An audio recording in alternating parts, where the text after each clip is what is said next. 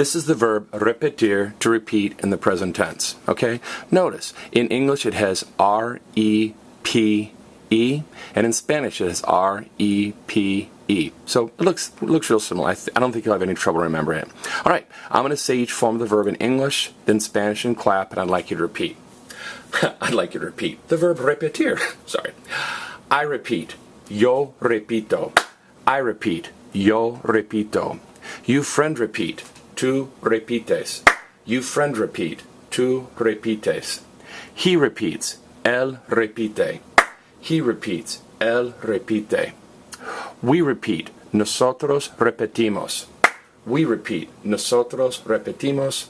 They repeat. Ellos repiten. They repeat. Ellos repiten.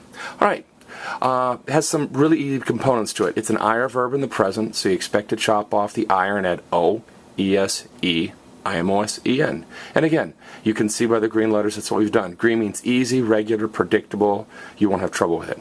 But notice, this is a boot verb or a stem changing verb. This E turns into I. What is the only form of repetir where the E does not turn into I? Well, that would be the we form.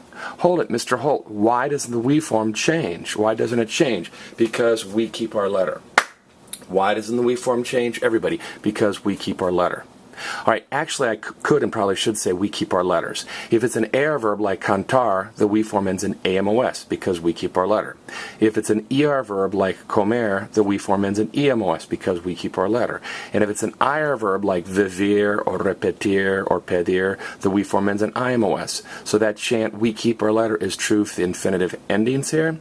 And it's also true to tell you that the stem boot verbs do not stem change in the we form. All right.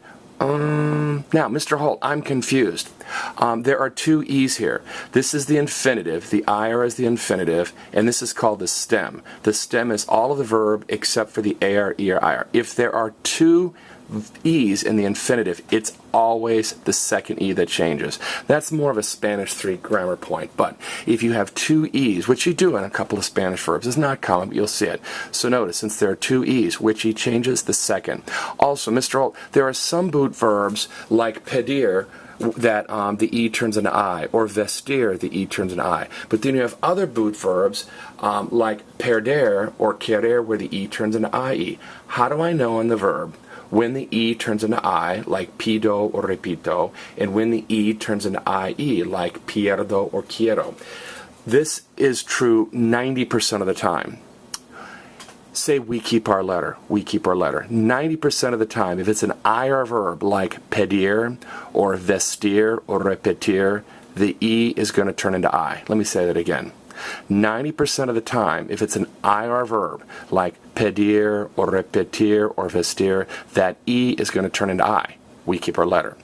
But about over 90% of the time, if it's an ER verb like querer that ends in ER or perder that ends in ER, the E will turn into IE. Again, it doesn't work every time, but it works most of the time. That chant, we keep our letter, is so useful. That's repetir, to repeat in the present.